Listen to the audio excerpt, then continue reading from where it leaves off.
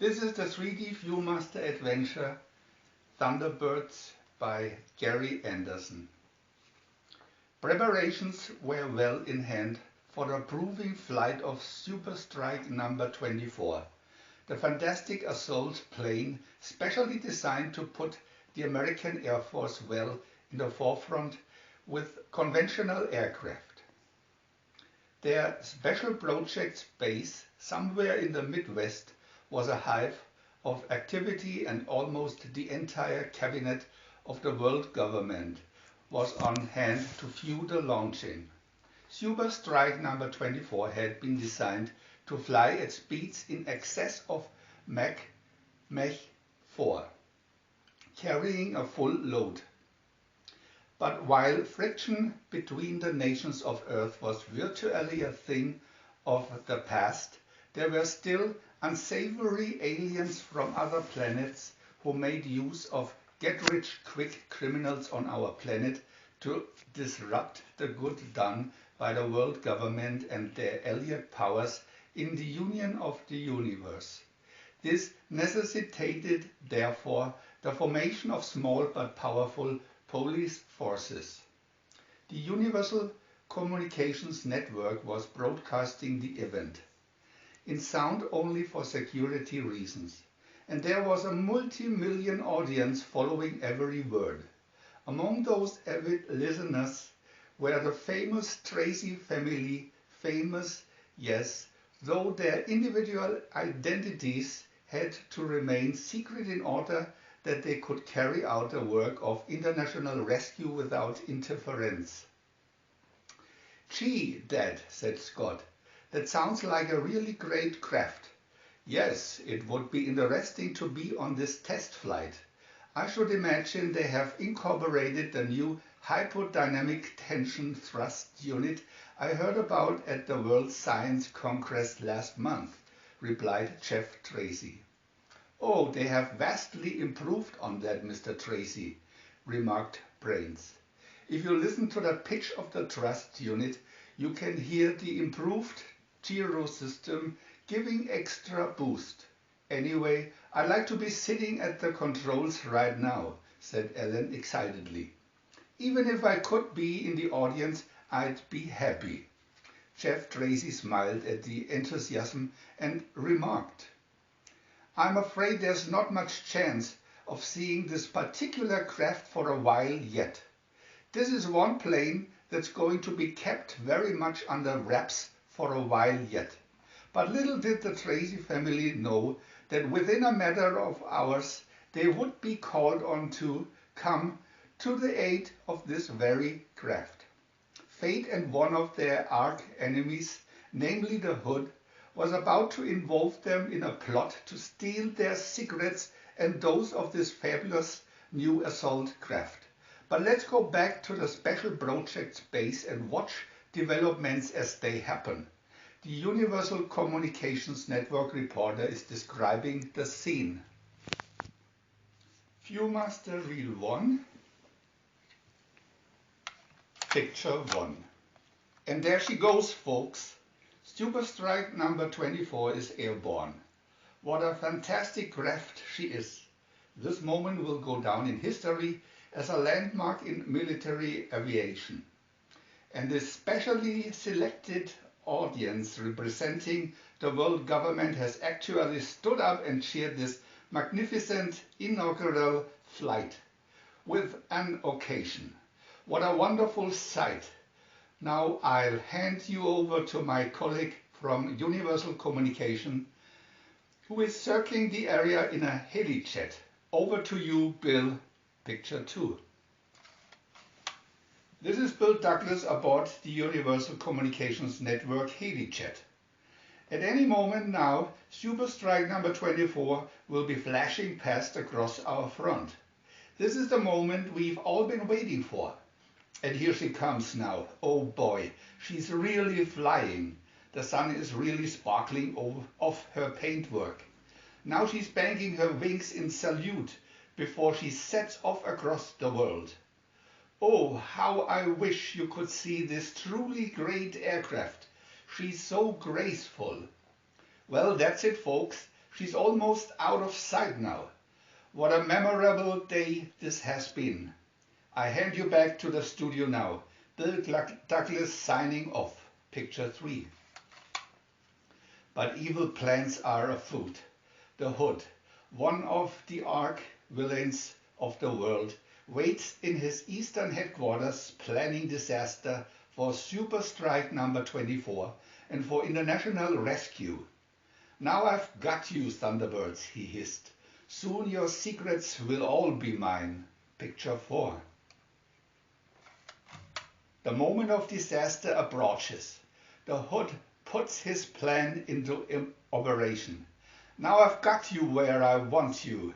Just a flick of the switch on my infiltrator ray, and you will be forced down in a spot accessible only to international rescue. There, got you. Picture 5. In the control cabin of Super Strike number 24, all the instruments have suddenly gone dead. Super Strike number 24 calling Special Project Space. This is Commander Glenn reporting total instrument failure. We are making a forced landing at point 02 Able 3, code 5Y. Request urgent help. Picture 6. Back at Special Project Space, the control center swung into action. All was calm and efficient, but there was an air of despondency when the crash location was plotted. Special Projects Control to Super Strike number 24. We're laying on all possible help. Stand by for further instructions. Super Strike number 24 to Special Projects Base. Make it quick, buddy. We're in danger of going over the edge. It was a tricky situation with only one solution. The controller at Special Projects Base put out an emergency call to international rescue. And, of course, this was just what the Hood wanted. His plan was falling nicely into place. Picture 7. And we'd be most grateful for any help possible. The situation is really desperate. You are the only hope we've got. This is international rescue acknowledging your call. Help will be on the way in a matter of minutes. Stay on the air and advise us of any further developments. We'll be back to you shortly. And so John in Thunderbird 5 relayed the plea for help to International Rescue Secret Island headquarters. His call was immediately acknowledged, and Chef Tracy swiftly prepared to mount a very tricky rescue operation. Viewmaster Reel 2. Picture 8. The atmosphere in the lounge of the Tracy Island home was tense. This is the control center for all international rescue operations. Chef Tracy was outlining the operation to Scott, Virgil and Brains. Scott, you've got your map reference. Better be on your way while I brief Virgil. Report back on the required equipment as soon as possible. Okay, Dad. I'm on my way. Brains and Virgil can be checking on the grabs and loading the usual heavy lifting gear until I come through, said Scott. Scott made for the revolving door in a wall which swung him into position for entering Thunderbird 1. The others, meanwhile, continued to prepare for their part of the operation. Picture 9. Thunderbird 1 was ready on the launch pad for Scott. All the international rescue craft were at constant readiness for action, fully fueled and equipped. Scott entered his vast machine by means of the telescopic ramp, which carried him right into the pilot's cabin. Once Scott was securely in his seat, the giant craft glided smoothly down the ramp to the launch pad beneath the Tracy swimming pool. Picture 10. Thunderbird 1 is off. The mighty motors lift it skywards with maximum thrust. Thunderbird 1 launched and heading for target area. Estimated time of arrival 1 hour 10 minutes, reported Scott. "F.A.B., Scott," replied his father, Jeff Tracy. "Let us know the necessary additional equipment as soon as you can." Virgil is standing by the following Thunderbird 2. Picture 11. Aided by a strong tailwind, Scott raced his powerful craft to the scene of the crash 10 minutes ahead of schedule. Given the same conditions, Virgil and Thunderbird 2 could be with him in another hour and 15 minutes. As he circled the stricken craft, Scott radioed his report back to base. "The superstrike looks secure enough at present, but I'm not too happy about the terrain. It could shift at any moment. I'll hold my securing spears until the last minute in case I start a landslide. Better load up all the heavy lifting gear you can, Virgil, though I think the grabs will do the trick. Thanks, Scott. Thunderbird 2 is ready to go. Be with you in just over an hour," replied Virgil. Picture 12. The arrival of Thunderbird 1 had been carefully observed by the Hood, who had already reached the scene from his nearby headquarters. "Now I've got you, International Rescue. I've waited a long time for this moment," he cackled to himself. "Just carry on with your rescue so I can photograph all your equipment in operation. Then I will bring you down with my infiltrator ray. Even if you crash, my X-ray cameras will still have all the necessary information."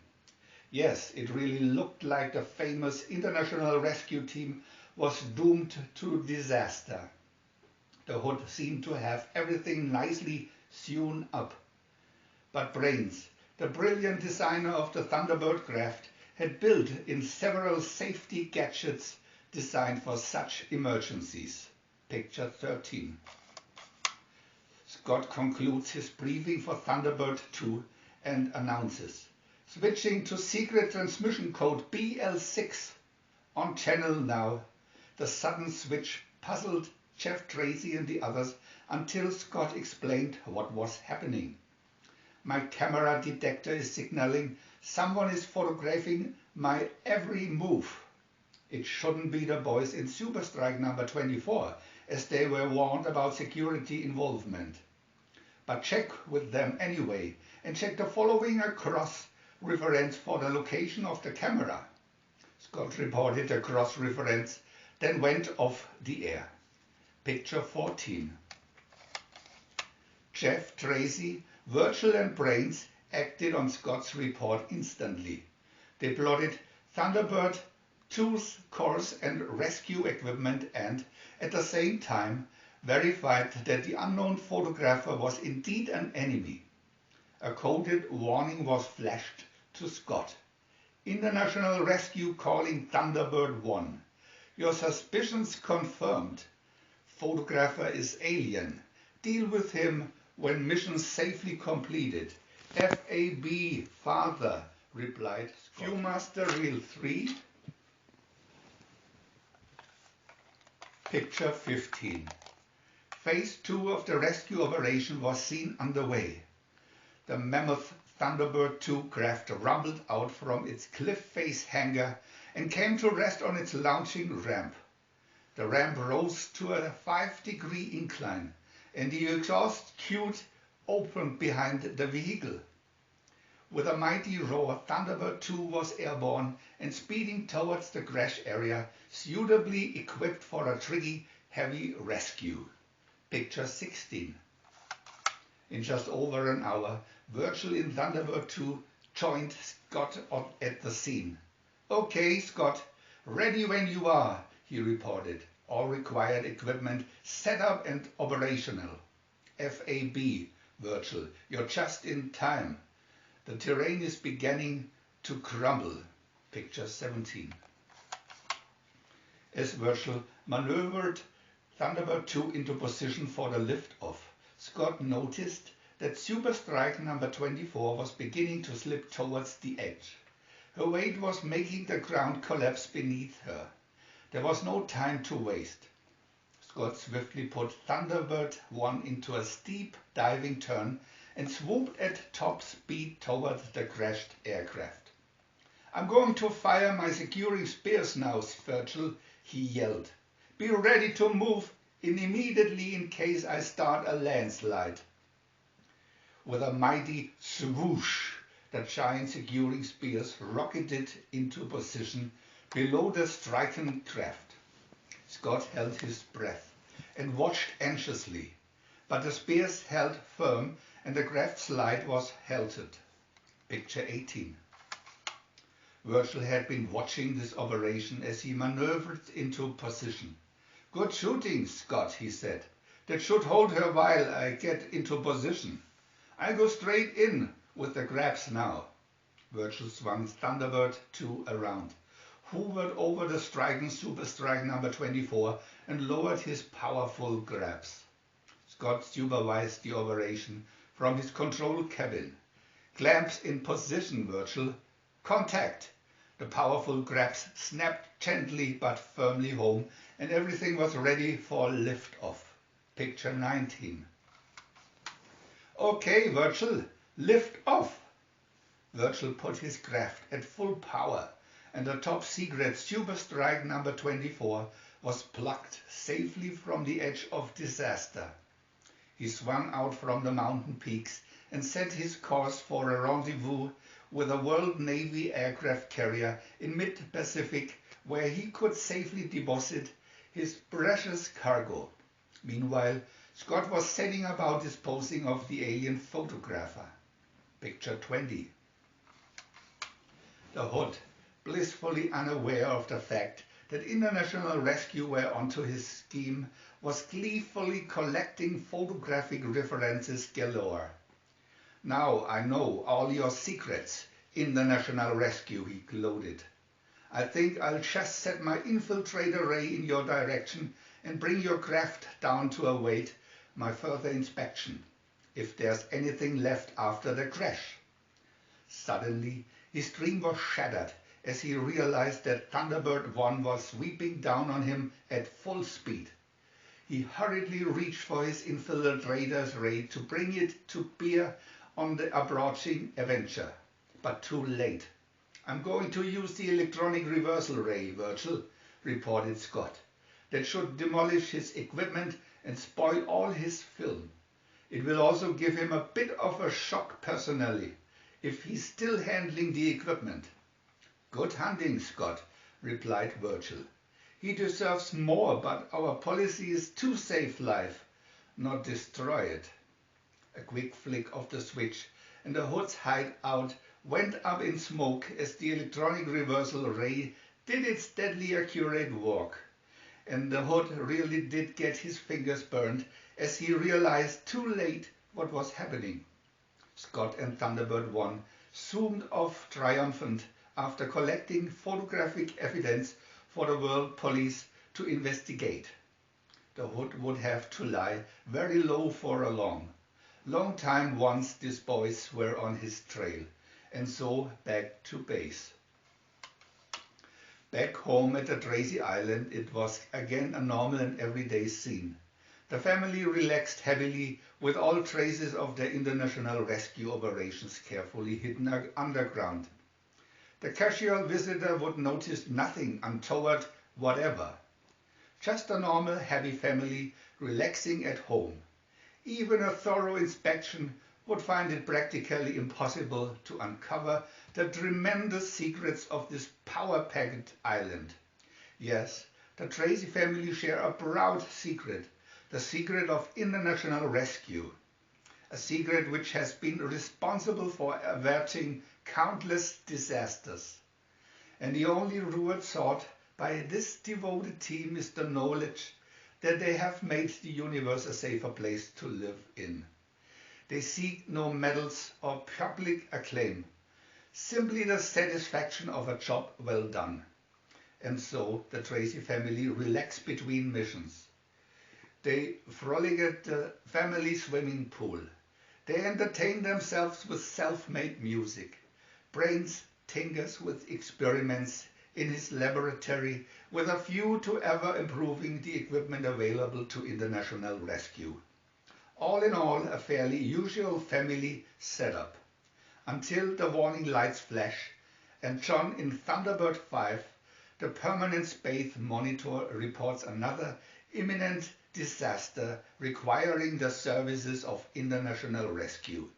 Then the decks are cleared for action and the magnificent machines explode powerfully into action. We want to add new videos every day, so please subscribe to our channel. And if you had fun, thumbs up.